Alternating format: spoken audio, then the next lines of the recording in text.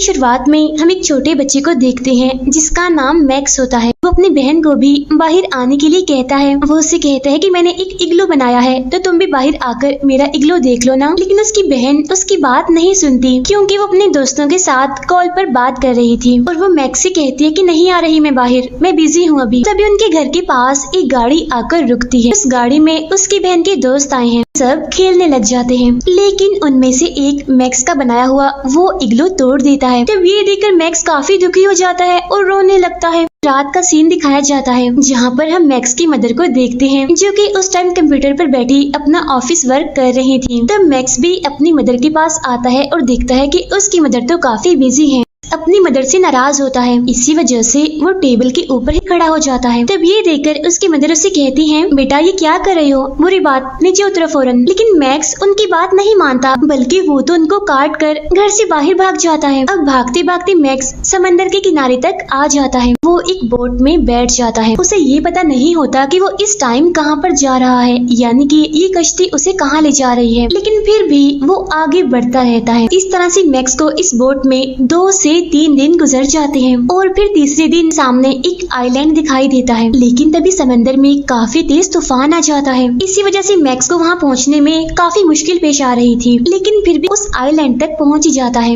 थोड़ी दूर जाने के बाद मैक्स को अपने सामने आग जलती हुई दिखाई देती है। साथ ही साथ वो वहाँ पर कुछ अजीब तरह के दिखने वाले क्रिएचर्स भी देखता है जो कि काफी ज्यादा होते हैं और वो उस पूरी जगह को तोड़ रहे होते हैं। अब यहाँ पर मैक्स उनसे डरता नहीं बल्कि भागकर वो उनके पास जाता है और उनके साथ मिलकर उस जगह को तोड़ने लगता है। लेकिन ऐसा करते करते मैक्स नीचे गिर जाता है। लेकिन फिर उन क्रिएचर्स में से एक जिसका नाम कैरल होता है वो पास आता है और वो मैक्स से कहता है कि तुम भी हमें ज्वाइन कर सकते हो, यानी कि तुम भी हमारे साथ मिलकर इस जगह को तोड़ सकते हो। अब यहाँ एक बार फिर से वो उस जगह को तोड़ने लगते हैं। अब इसी दौरान मैक्स जब एक घर को तोड़ रहा होता है तो उन क्रिएचर्स में से जो सीनियर होता है वो बाहर आता है और जब वो एक बच्चे यानी कि मैक्स को यहाँ पर देखता है तो वो उससे पूछता है कि आखिर इस जगह को क्यों तोड़ा जा रहा है। और तभी आसपास के सारे क्रिएचर्स पास आते आते मैक्स को चारों तरफ से घेर लेते हैं। अपनी जान बचाने के लिए उन्हें एक छोटी मोटी कहानी सुनाता है कि मुझे मारना आसान नहीं है और तुम तो मुझे बिल्कुल भी नहीं मार सकते। अगर तुमने ऐसा करने की कोशिश की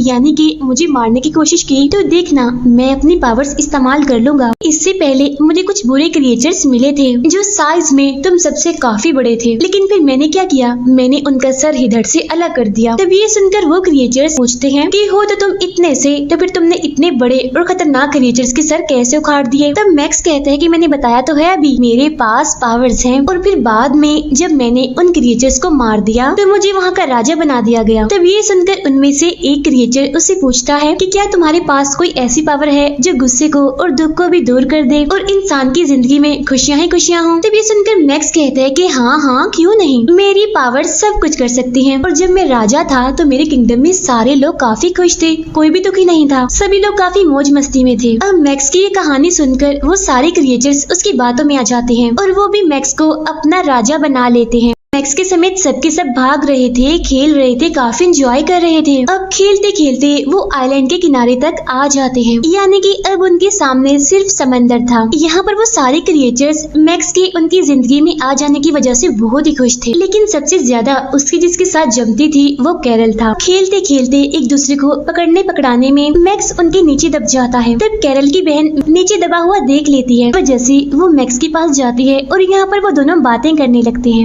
अगले दिन कैरल मैक्स को पूरा किंगडम दिखाने के लिए ले जाता है। काफी देर तक चलने के बाद वो एक डेजर्ट में आ जाते हैं। इसी दौरान वहाँ पर एक काफी बड़ा क्रिएचर दिखाई देता है। अब मैक्स उसको देखकर काफी हैरान हो जाता है। तब कैरल उसे बताता है कि ये कोई खतरनाक क्रिएचर नहीं है बल्कि ये तो सिर्फ एक डॉग है।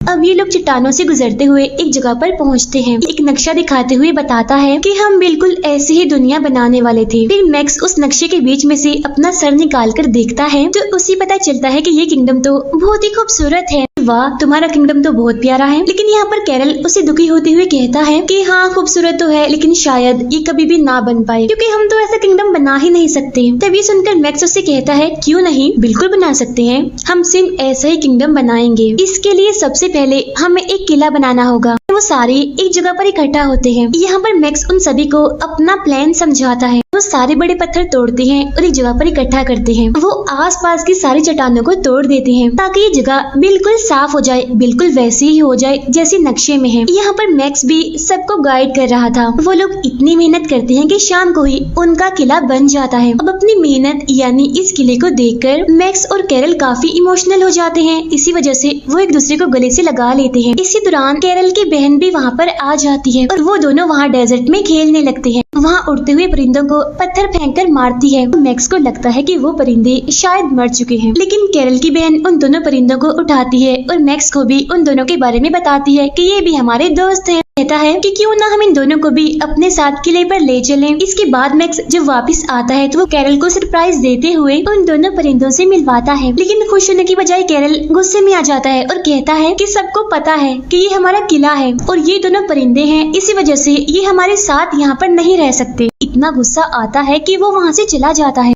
समंदर के किनारे बिल्कुल अकेला बैठा होता है। कुछ टाइम के बाद मैक्स उसे ढूंढते हुए वहाँ पर पहुँच जाता है। यहाँ पर मैक्स उससे पूछता है, क्या तुम ठीक हो, क्या हुआ है तुम्हें? तब कैरल उससे कहता है, मैं नहीं जानता कि क्यों, लेकिन मैं थोड़ा परेशान हूँ। इसके बाद सबको खुश करने के लिए मैक्स एक गेम प्लान करता है जिसमें 2 टीमें होंगी और दोनों एक दूसरे पर पत्थरों से हमला करेंगी। अब जैसे गेम शुरू होती है सारे इधर उधर भागने लगते हैं और वो खूब एंजॉय कर रहे होते हैं, लेकिन इसी दौरान कैरल और उसकी बहन की लड़ाई हो जाती है क्योंकि गलती से कैरल की बहन ने उसके फेस पर पैर रख दिया था। असल में उसने जानबूझकर ऐसा नहीं किया था, बल्कि खेलते खेलते ऐसा हो गया था। अपनी बहन को डांटते हुए उसे कहता है, क्या तुम पागल हो, क्यों ऐसी फजूल हरकतें करती हो? उसकी बहन अपसेट होते हुए वहाँ से चली जाती है, लेकिन कैरल की बहन कहाँ गई होती है किसी को भी पता नहीं होता। इसीलिए वो सारे मैक्स को कहते हैं कि मैक्स, तुम्हारे पास तो पावर्स है ना, तो तुम उन पावर्स का इस्तेमाल करो और जल्द से जल्द कैरल की बहन को ढूंढ लो। जाहिर सी बात है कि मैक्स यहाँ पर कुछ भी नहीं कर पाता क्योंकि उसके पास कोई भी पावर्स नहीं थी और उसने ये झूठ सिर्फ और सिर्फ अपनी जान बचाने के लिए बोला था। फिर अगले ही सीन में हम मैक्स को काफी उदास देखते हैं क्योंकि राजा होने के बावजूद भी वो उन सबको खुश नहीं रख पा रहा था। वो अकेला होता है और उदास होकर इधर उधर घूमने लगता है। किले को देखने के लिए आता है। फिर कुछ टाइम के बाद जब मैक्स उस किले से बाहर आ रहा होता है तो तभी उसे रास्ते में क्रिएचर्स का सीनियर मिलता है। यहाँ वो सीनियर मैक्स को बताता है कि मैं जानता हूँ कि तुम कोई राजा नहीं हो, उस दिन तुमने हम सबसे झूठ बोला था और तुम बस एक आम बच्चे हो, लेकिन हाँ प्लीज मेरी एक बात मानो, ये बात कैरल को कभी भी पता चलने ना देना क्योंकि वही इस बात से सबसे ज्यादा खुश है कि तुम राजा हो। अगले दिन मैक्स किले को तोड़कर उसमें अपना एक अलग रूम बना रहा होता है और तभी कैरल वहाँ आ जाता है और वो मैक्स से इसके बारे में पूछता है कि तुम क्या कर रहे हो। तब इस पर कहता है कि मैं एक राजा हूँ ना, तो राजा का अलग कमरा होना चाहिए, तो मैं यहाँ पर अपना ही अलग कमरा बना रहा हूँ। अब ये सुनकर कैरल को गुस्सा आ जाता है। इसी वजह से वो पंच मार के किले की एक दीवार में होल कर देता है। फिर कैरल मैक्स से कहता है कि हम सब मिलकर एक साथ भी तो रह सकते हैं ना। अब जब रात होती है तो वो सारे बड़े सुकून से सो रहे होते हैं, लेकिन इसी दौरान उन्हें कैरल के चिल्लाने की आवाजें आने लगती हैं। लेकिन जब ये लोग वहाँ पर जाते हैं तो देखते हैं कि कैरल ने वहाँ पर आग लगाई हुई है और वो कहता है कि हमारा राजा यानी कि मैक्स हमें खुश नहीं रख सकता, और तो और मेरी बहन भी हमें छोड़कर चली गई है। गुस्से में वो मैक्स की तरफ ही आने लगता है और तभी वो सीनियर कैरल को रोकता है और उसे बताता है कि आज मैं तुम्हें एक सच बताने जा रहा हूँ, और वो ये कि मैक्स कोई राजा नहीं है। एक तरह से ये बिल्कुल हमारी ही तरह है, यानी इसके पास कोई भी पावर्स नहीं है। इसी वजह से वो उसके पीछे पीछे भागने लगता है।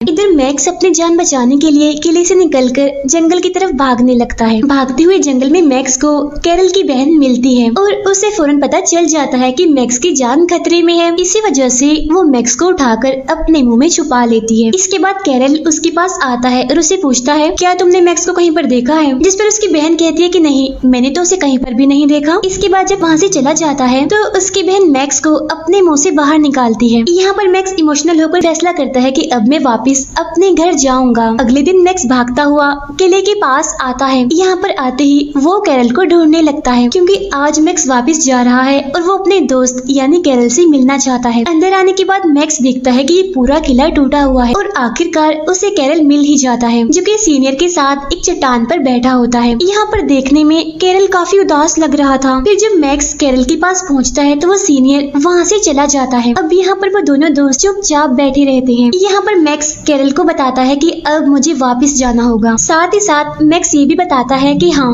सच में मैं तुम्हारा राजा नहीं हूँ और ना ही मैंने उन खतरनाक क्रिएचर्स को मारा था जिसका मैंने बताया था। मेरा नाम मैक्स है और मैं बस एक आम बच्चा हूँ। मैक्स की बातें सुनकर कैरल काफी टूट जाता है और वहाँ से चला जाता है। उधर वो सीनियर बोर्ड को किनारे पर लाता है और बाकी क्रिएचर्स भी वहाँ पर आए होते हैं ताकि वो अच्छा सा प्यारा सा गुड बाय कर सके। अब यहाँ पर मैक्स के जाने से सभी काफी उदास और काफी इमोशनल होते हैं क्योंकि मैक्स भी उनकी फैमिली का एक मेंबर बन चुका था। उधर कैरल किले में बैठा होता है और वो मैक्स को अपने दोस्त को याद करके रोने लगता है। उसे शर्मिंदगी होती है इस बात से कि मैक्स मेरा फ्रेंड था, फिर भी मैंने उस पर हमला किया, कितना गलत किया मैंने। इसके बाद कैरल भी भागकर मैक्स को गुड बाय कहने के लिए आता है क्योंकि इसके बाद शायद कभी भी ना देख पाए। उधर वो सभी मिलकर बोट को पानी में ले जा रहे होते हैं और यहाँ पर मैक्स भी उदास होकर कैरल को ही देख रहा था क्योंकि वो सबसे ज्यादा उसी से अटैच था। बोट चल पड़ती है लेकिन तभी मैक्स कैरल को अपनी तरफ ही आता हुआ देख रहा था। यहाँ पर कैरल रोते हुए मैक्स को गुड बाय करने के लिए पानी के अंदर ही आ जाता है। इसके बाद वो सब मैक्स के लिए विसल बजाने लगते हैं। मैक्स जब उनकी आवाजें सुनता है तो वो भी जवाब में विसल बजाने लगता है। अब आहिस्ता आहिस्ता करके वो बोट काफी दूर आ जाती है। वो अपनी मदर को काफी याद भी कर रहा था, इसीलिए उनसे मिलने के लिए वो एक्साइटेड भी था। बोट से उतरते ही मैक्स अपने घर की तरफ भागने लगता है। जैसे ही वो घर के अंदर आता है वहाँ पर बिल्कुल खामोशी होती है। मैक्स यहाँ पर अपनी मदर को ढूंढते हुए आगे बढ़ता रहता है लेकिन तभी अचानक से मैक्स की मदर वहाँ पर आ जाती है और आते ही वो अपने बेटे मैक्स को गले से लगा लेती है। अगले सीन में हम देखते हैं कि मैक्स खाना खा रहा होता है और उसकी मदर उसके पास ही बैठी हुई अपने बेटे को बड़े गौर से देख रही होती है। और अब यहाँ पर मैं आपको एक बात बताती हूँ कि असल में मैक्स ने अभी तक जो कुछ भी देखा था, यानी कि वो आइलैंड, वो क्रिएचर्स, वो किला, सब कुछ, वो सब कोई असल में नहीं थे, बल्कि वो सब तो मैक्स की इमेजिनेशंस थी। और इसी के साथ ही ये मूवी यहीं पर एंड हो जाती है।